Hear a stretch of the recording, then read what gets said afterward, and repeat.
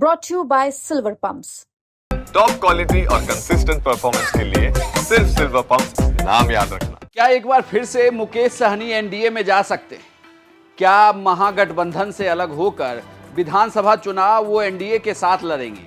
नमस्कार, प्रणाम, बिहार तक देख रहे हैं आप। मैं हूं आपके साथ इंद्रमोहन। एक और मुकेश सहनी की पार्टी में कई नेताओं की एंट्री हो रही है, तो वहीं दूसरी ओर चर्चा इस बात की है कि मुकेश सहनी महागठबंधन का साथ छोड़ सकते हैं। ऐसा इतिहास में भी रहा है कि वो लोकसभा का चुनाव महागठबंधन के साथ लड़ते हैं और विधानसभा चुनाव आते वक्त वो एनडीए के पाले में आ जाते हैं। ये बार बार होता रहा है। इस बार भी ये कहा जा रहा है कि कहीं ऐसा ना हो जाए। इसके पीछे एक तर्क ये भी दिया जा रहा है कि रात के अंधेरे में बीजेपी के प्रदेश अध्यक्ष दिलीप जायसवाल से उनकी मुलाकात हुई है। इस मुलाकात के बाद ही ये कयास लगाए जा रहे हैं कि मुकेश सहनी साथ छोड़कर महागठबंधन का एनडीए के पाले में आ सकते हैं। हालांकि दिलीप जायसवाल का ये कहना है कि मुकेश सहनी को वहां पर बड़ा पद नहीं मिलता तो फिर वो एनडीए की तरफ आ सकते हैं। हालांकि जो भी आए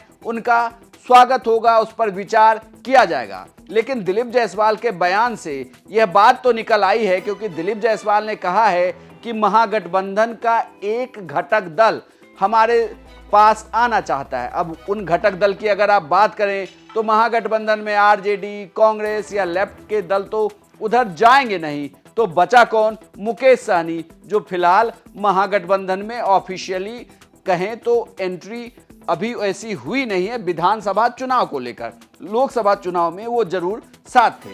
तो क्या ये माना जाए कि अब फिर से महागठबंधन से अलग होकर मुकेश सहनी एनडीए के पाले में आ जाएंगे? एनडीए 5 पांडव है और महागठबंधन में कौरव है, जितना जमा हो जाए कोई दिक्कत नहीं। लेकिन एनडीए में अगर कोई महागठबंधन से आना चाहे, जिसकी कभी कभी संभावना भी दिख रही है, कुछ लोग सम्मान के लिए प्रयास कर रहे हैं जी, तो ऐसे परिस्थिति में हम विचार करेंगे। प्रयास लगातार जारी है ऐसे नेताओं का? नहीं, मैंने कहा ना कि एनडीए के पास तो आज के दिन में एनडीए के पास बहुत लोग आने को तैयार हो रहे हैं, क्योंकि एनडीए का जो माहौल है बिहार में, उस माहौल में एक तरफ सिर्फ जाति और ये सब की बात हो रही है और दूसरी तरफ विकास और बढ़ता बिहार की बात हो रही है। तो विकसित बिहार के साथ तो सब जुड़ना चाहते हैं। तो प्रमुख लोग हैं, लेकिन उनका अपना प्रयास है, अपना प्रयास क्या पर कोई बात नहीं है।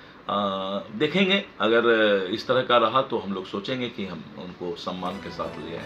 दिलीप जायसवाल इशारों में ये कह तो साफ तौर पर रहे हैं कि अगर ऐसा हुआ तो मुकेश सहनी इस तरफ आ सकते हैं। लेकिन बड़ी बात यह है कि क्या मुकेश सहनी पर बीजेपी भरोसा करेगी? यहाँ ये देखना होगा, क्योंकि जिस तरीके से वो चुनाव में अलग हुए, लगातार बीजेपी पर वार कर रहे हैं। लोकसभा चुनाव उन्होंने तेजस्वी यादव के साथ पूरे राज्य में प्रचार किया और वो बीजेपी पर आरक्षण दिलाने को लेकर लगातार अपनी बात उठाते रहें, बीजेपी से मांग करते रहें, तो ये बड़ा मुश्किल होगा कि मुकेश सहनी इधर आए। हमने मुकेश सहनी की पार्टी यानी कि वीआईपी से भी ये जानना चाहा कि जो बात कही जा रही है कि मुकेश सहनी और दिलीप जायसवाल की मुलाकात हुई है, तो क्या इसमें कोई सच्चाई है? तो उनके पार्टी के प्रवक्ता ने ये कहा है कि ऐसी कोई भी मुलाकात हुई नहीं है। लेकिन दिलीप जायसवाल के बयान से तो ये लगता है कि महागठबंधन के घटक दल के तौर पर अगर वीआईपी वहां एग्जिट करता है तो शायद उसकी एंट्री एनडीए में ही होगी। आपको क्या लगता है कि क्या मुकेश सहनी महागठबंधन को छोड़कर वापस बिहार विधानसभा चुनाव में अपने पुराने इतिहास की तरह एक बार फिर से एनडीए के पाले में आ सकते हैं? क्या है आपकी राय? हमें कमेंट बॉक्स में लिखकर जरूर बताएं और बिहार की तमाम खबरों के लिए देखते रहिए सिर्फ बिहार तक।